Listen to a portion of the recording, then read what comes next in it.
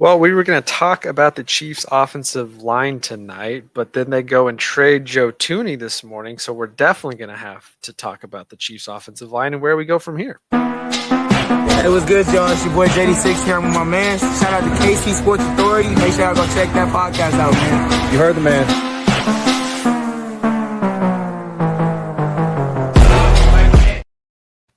And welcome into the KC Sports Authority podcast. He's Christopher Tenpenny. I'm Keegan Russell. And like I said, we're going to talk some Chiefs football tonight because, Chris, the day started with the big news that I think a lot of Chiefs Kingdom was honestly kind of shocked and surprised by. We thought it could happen, but didn't feel like it was that likely.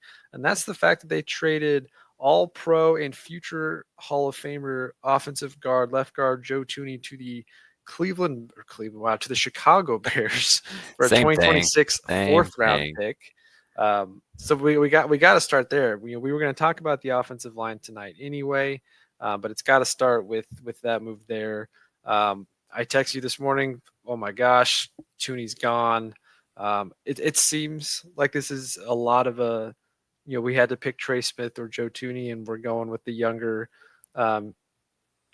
Trey Smith. Thuney's been a phenomenal left guard the last couple of years, but it kind of felt like a move that, hey, the Bears could use him, and the Chiefs need to get younger and they need to get cheaper in some regard. So want to start there. Initial thoughts on shipping out Joe Thuney, leaving a wide gaping hole at the left guard position. Yeah, I was surprised by the news. It was on our radar, but once they named him, they're like player of the year, and after everything he had done for them, and it just kind of felt like he was a lock to me. You know, when they put the franchise tag on Trey, and all the reports came out that they were going to try to get a long-term deal done, it was like they're going to have the three highest paid interior linemen. Like that was all anyone talked about. We kind of dismissed the whole trade idea.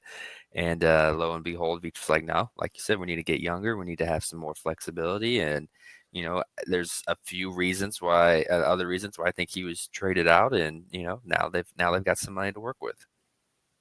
Let's talk about the money there for a second. Before this trade, I want to say the Chiefs were going to be, without any moves, of course, roughly $15 million over the cap. Which isn't crazy. We know that the salary cap is a myth. It's a mythical number that can be manipulated at any given time, and Brett Veach and his staff are tremendous at doing that. But with the trade, now it puts the Chiefs roughly $2 million over the cap, and they have about a week to get under. Which again, there's a lot of ways that can happen. There's a few guys they could cut to get to that point, and there's a few guys they could restructure, convert base salaries. Mahomes, Chris Jones, Travis Kelce, Creed Humphrey. There's some guys there and some things they could do. Jawan Taylor, they could restructure a little bit there too. So not too worried from the salary cap number. But what this does do is it basically gives you the cap space to, instead of paying Joe Thuney this year, you're really just rerouting that to Trey Smith now. Right. You know, his cap hit was going to be about 23 to 25 million with the franchise tag. I would be very, very shocked if he plays on the franchise tag, because at this point it seems inevitable that the contract extension will happen. It'll probably be a matter of days until that is announced. From what I've seen, it's about the 5-year 120, 125 top. You know, I'm sure there were some teams that could easily beat the Chiefs when it comes to the contract extension they could give to Trey Smith in an offseason signing. But if I'm Trey Smith, why go anywhere else when you can continuously compete for Super Bowls and be right beside Creed Humphrey? So pretty simple. Choosing the younger Trey Smith, 25-year-old versus the 33-year-old Joe Thuney. Again, Hall of Famer Joe Thuney. We got to give him, 30 seconds here at least, just as a thank you for what he's done for this franchise the last couple of years. Not only has he played just tremendous left guard, and basically you could just pencil him, never think about it. Always there, never hurt, always playing. But he's also bailed us out in the last 2 years when need be, to kick over at left tackle when needed. And of course, Super Bowl went probably how a lot of us probably saw it coming 8 to 6 weeks before the playoffs, where we knew if offensive line became an issue, that it was going to do the same thing it did against the Bucs. And of course it did be a Joe Thuney. Super grateful for what he did for this franchise and what he meant for us. The guy's got just so many Super Bowl appearances in his career. I think this was his sixth. Yeah, something like that. Yeah, he's got 6 Super Bowl victories. He's got four wins. Yeah, four wins and 6 appearances.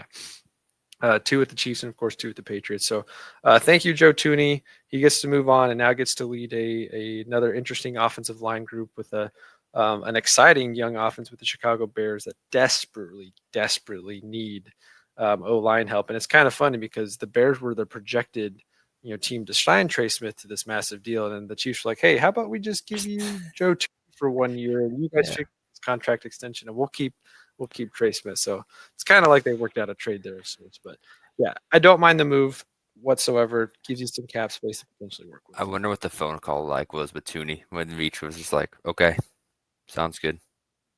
Thanks. Well, I heard that. Not a man of many words in No, arts, and he's very, very singular words, quiet, reserved, not a vocal leader, but a guy, again, you just never have to think about him, never have to worry about him. But right. I want to say it was like Matt Mullen, I heard earlier today or something. They were talking about after the Super Bowl loss that Joe Thuney was one of the only players Andy Reid directly went to and had a conversation with. And he's like, I'm not saying that this was hey, thank you for everything you did, move on into your next journey in the offseason, but more of like, hey, we wouldn't be here without your sacrifice to move to left tackle. And albeit the game didn't go as planned, but I want to make sure you know how much we value you as a player for doing this for us. Yeah. But also maybe Chiefs it's player of the year. Some closure. Yeah. He was the Chiefs player of the year. Like, yeah, he was a huge reason they made the Super Bowl because left tackle was just such a black hole. And like, again, it was band-aided together. He wasn't really cut out for the job, but he still got a C+, B- on it despite not having the skill. So like, again, he's at forever Chiefs legend. I don't know if he was quite here long enough to be like a Ring of Honor guy, but he's going to be a guy that fans talk about forever. One of those O-linemen that you just remember. 100%. But it does leave a glaring hole left guard. It also still does not solve any of the problem at left tackle. So let's shift gears here, talk about the offensive line. Assuming Trey Smith gets the contract extension, how we think, you've got the right side of the line slotted in. You're going to run it back with Juwan Taylor at least for 1 more year. And if he doesn't pan out, you're cutting him next season. Hopefully he continues to play solid and not hurt the team. But you've got your right side completely solid, locked into the same 3 guys you've had for the last 2 seasons. Left side now is very much in the open. Left tackle has been a revolving door for what feels like several years now. Donovan Smith did just fine as a veteran. Then got hurt at the end of last season and was hurt over the offseason, so he couldn't really do anything this year. You go draft Kingsley Suamataia, doesn't work out at left tackle the way we had kind of hoped. Obviously, he's still on the team. There's been talk about moving him to left guard, or if Trey Smith were to leave, moving him to right guard. You brought in DJ Humphries, who basically came off the couch off of his injury and just couldn't get his body to the point to where he could play consistently. But you could easily bring him back on a 1-year deal. There's been talks about, Ronnie Stanley. There's been talks about Cam Robinson at left tackle. There's also the NFL draft. Now, me personally, I don't see a starting left tackle in this year's draft class where the Chiefs are going to be drafting. So it feels like the move is free agency veteran type. I don't know if there's really a trade piece out there that I really think makes sense. But with the departure of Joe Thuney now, that left side is a question mark. What do you think with the guys we have on the roster, who do you think if training camp were to start tomorrow, who would you be penciling in at left guard? I think if it started tomorrow, it's Caliendo. Just because he played so much there this year and was fine. Like he was an average to maybe slightly below average left guard. There's still a chance to grow and get better. I think, honestly, if we're just picking in-house options, which I think is what the Chiefs are going to do, Kingsley's going to play there. Like, that's just where he was getting some reps at the end of the year where, Andy Heck, there's that quote by, I think, Andy, where he was talking to offensive line coach Andy Heck and just talking about how much better Kingsley looked in guard position as the year went on. So I think that's what I would expect. And I also would expect like a Humphreys or, an older vet to play left tackle. I know that's not what Chiefs fans want to hear. They remember the 2021 Super Bowl where they got blown out by the Bucs. And it was just like, we were blaming the offensive line. Part of that was Schwartz and Fisher getting hurt and they revamped it. I don't think they're doing that this year. They brought back Trey Smith. They have Creed locked up. We can talk all we want about Juwan, but like he does an admirable job. He's a little overpaid, but it's not as bad as left tackle's been. I think they're just going to duct tape it together and use that money on. It feels like maybe wide receiver depth and defensive line. Like that's what I think is going to be used for. I think this offensive line people are going to be very disappointed that there's not a guy at left tackle. Like Ronnie Stanley's the best option. Yeah, he's the best option. He's also He's an aging left tackle that has right. injury That concerns. you're gonna have to pay. So like why not save a ton of money and just bring Humphreys back, who's gonna be like he's like a year older. Like that Ronnie Stanley is not a young buck. So I don't know. That's just kind of how I see it playing out. But And if I'm not mistaken, when I was playing around here on Spot Track, I think DJ Humphreys on a potential 1-year deal has like a max 7 million, and that's honestly kind of high considering he hasn't played. right. So I think you can Bring him save back a for lot by 5 bringing him mil back with there, incentives. get a full off season of training alongside those guys. Plug in Kingsley at left guard. They're still probably going to draft at least 1 or 2 tackle guard guys. You still got Wanye as your swing tackle. They still like Hunter Norzad that they really, really liked last year is going to have another full offseason to develop. Ideally as the backup center behind Creed, but he could play the interior there. CJ Hansen, another guy they have. So there's definitely some options. Ethan Driscoll's also under contract for next year. We saw just a real brief Getting into bit of depth him. guys at this point. Yeah. Like, they're all Frank And we've seen Caliendo the in Chiefs. my eyes, We've seen the Chiefs throw just about any one of those guys out there, and it'd be serviceable. Now it may not solve the problem from a bigger picture perspective as if we were going into the playoffs, but it does feel like that's the move that they're gonna save money. They're gonna go 1 more year on the left tackle, being a veteran, and try and get their guy later, or hope that one of these guys that they have in house can actually develop. So I'm all for that because you have positions like you said you got to look at. Wide receiver depth is one of them for sure. There's going to be questions at the running back position with the way Pacheco's season went. Do you need to add something there that's a veteran? But then defensively, you're losing some potential key pieces if you don't bring back Nick Bolton. And if you do bring back Nick Bolton, that's a pretty good sized cap hit that you have to take on. So you got to shed some money somewhere.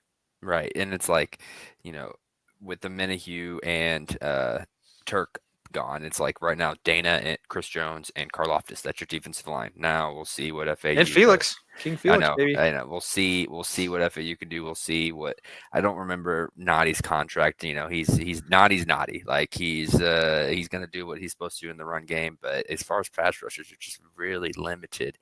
And Noddy is a free agent as well. They do a lot of 1-year deals with him. I couldn't remember if they added 2. Like and they do have BJ Thompson that they got last year. I expect like them just to keep doing what they've been doing with Derek Noddy and just throw another 1-year deal at him and bring him back as long as he does what he's asked. And like, so the D line is something that I think is the major priority. Like left tackle is obviously the major priority. That's just it's like being the Steelers and having a quarterback issue.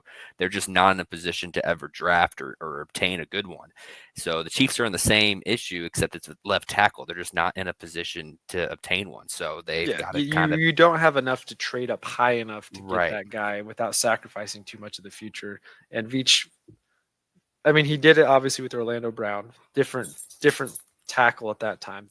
That type of guy, that Orlando Brown guy, I really don't see being available. That's worth losing your first round pick this year when you could go get some other positions of need. Exactly. And thankfully, as I mentioned to you before we started, the free agency pod this year is really not that bad. There's a lot of quality depth pieces and veteran options across multiple positions that I think the Chiefs could take advantage of some of that and not have to spend as much high dollar. It's kind of like what we talked about with the Royals. The Royals need a productive outfield bat. Just that it has not worked out to where that guy is available at the price point they can handle or to trade for. And I feel like the same thing's kind of with left tackle. The guy that's out there, outside of the Ronnie Stanley, it feels like Cam Robinson's probably the other guy. And from a free agent perspective, that might get the next most juice in conversation outside of DJ Humphreys. But maybe that's actually a good thing to where they don't have to spend 18 to 25 million on a left tackle this year. They can divide that up and get 3 or 4 players, at other positions of need for that same 18 to 25 million dollar contract. Same kind of conversation with the Tyreek Hill contract. Hey, we could give Tyreek 25 to 30 million, or we could take that 25 to 30 million and divide it up across a Drew Tranquil, being able to maintain Justin Reed's contract at the time and sign a Charles Omenihu and things like that. So I'm not that worried. I think the initial reaction with a lot of Chiefs fans this morning was concern because you're losing the best interior offensive lineman probably in the league. But at some point, you got to start letting some of these guys go in order to keep the rest of the team together, or you're going to turn into the Buffalo Bills, the 49ers, even the Eagles, who just won the Super Bowl, but they have to cut a lot of pieces now because they're so far over the cap. And the Chiefs are trying to stay out ahead of it as best as possible so they can maintain their core. And as much as Thuney has been a rock solid guy at left guard typically isn't that premium of a position for most high flying offenses. So I think you feel a lot better that you could not necessarily find a Joe Thuney replacement, but you could have a serviceable left guard there and shift your attention to your left tackle, to your wide receiver depth, to your linebacker core next year, and maybe going and finding another veteran corner to partner with McDuffie. But yeah. So it was a move that needed to be done. Thuney, thanks for all you've done, but it'll be interesting to see how they kind of piece the rest of this together because, again, they still got 15. They still got Andy Reid. They still got Chris Jones. They're going to be fine. The team is going to be able to figure this out. So, didn't want to see Thuney leave, but completely support the move and excited to see how they figure it out. Yep. And again, in Veach we trust. He's done a good job building this roster through the draft process, and now obviously Kingsley didn't hit last year, but maybe he hits for us this year and it becomes the next Joe Thuney for us for the next 7-8 years. I would love that. But a little optimistic, but yeah, a little optimistic there. It might take a few years to develop, and honestly, he does profile I think better as a interior guard with his size and build. But yeah. Anyway, wanted to just have a quick conversation on the offensive line. We're going to do some more of these over the next few weeks, talk about some other positions that they could potentially look to be filling, talk about some of the free agent guys that are currently Kansas City Chiefs free agents at different positions, and maybe look around the rest of the free agency class. Maybe have a little Devontae Adams talk, a little Tyler Lockett talk. There's a lot of free agent veteran wide receivers on there that I have been seeing people post about, but we'll get into that into an episode over the next couple of weeks. So make sure you are staying tuned. You're locked in. You are subscribed over here on YouTube. If you're listening to us on Spotify, send it to another friend. Give us a 5-star review. And make sure you're always checking us out on any of our social medias at KCSA Pod. That'll do it for this one. We'll catch you guys in the next episode.